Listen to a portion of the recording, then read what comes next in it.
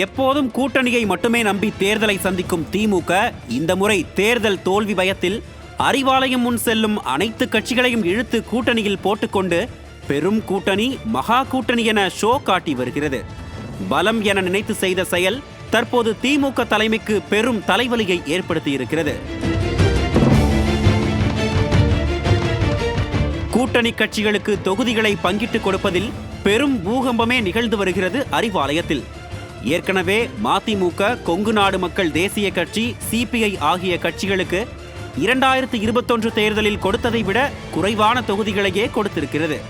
அடுத்து இழுபறி வரிசையில் இருப்பது விசிகவும் சிபிஐயும் தான். 2021 தேர்தலில் இந்த இரு கட்சிகளுக்கும் 6 தொகுதிகள் ஒதுக்கப்பட்டன. 2026 தேர்தலில் இரட்டை இலக்கத்தில் தொகுதிகளை கேட்டு வாங்கியிருந்த அனைத்து கட்சிகளுக்குமே ஏமாற்றமே மிஞ்சி இருக்கிறது. அதில் மிக முக்கியமாக திமுக கூட்டணியில் இருக்கும் விசிகவிற்கு குறைந்த தொகுதிகளே ஒதுக்க திமுக திட்டமிட்டு வருவதால் திருமாவளவன் கடும் வேதனையில் இருப்பதாக கூறப்படுகிறது.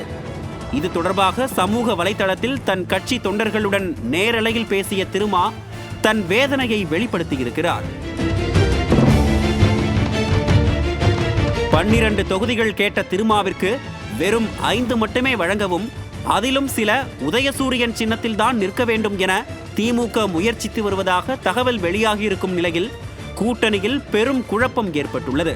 நாங்கள் கூட்டணிக்கு விசுவாசமாக இருந்தும் குறைவான ஒதுக்கீடு நியாயமா என விசிகவிற்குள்ளே கடும் அதிருப்தி எழுந்திருக்கும் நிலையில் விசிக தனியாக போட்டியிட்டால் திமுக வாக்கு வங்கி பாதிக்கப்படும் என்ற விவாதங்களும் எழுந்துள்ளன.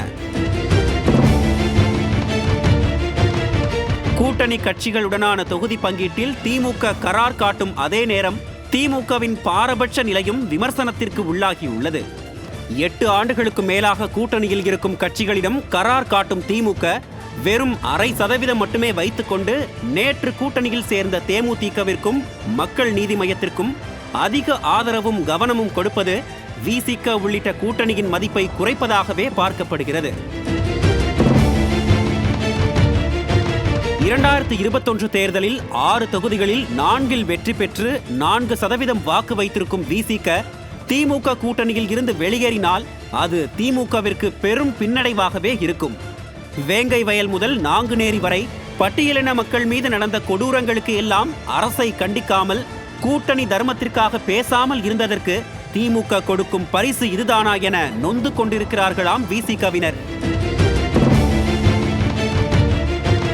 கூட்டணி கட்சிகளை அடக்க நினைக்கும் திமுகவிடம் அடங்க மறுத்து திமிரி எழுந்து கூட்டணியில் இருந்து விசிக வெளியேறினால் அது திமுகவிற்கு மிகப்பெரிய இழப்பாக இருக்கும் என்ற கருத்துகள் எழுந்துள்ள நிலையில் திருமா திமிரி எழுவாரா அல்லது கொடுக்கும் தொகுதிகளை பெற்றுக்கொண்டு மீண்டும் அடங்கி போவாரா என பரபரக்கிறது அரசியல் வட்டாரம்.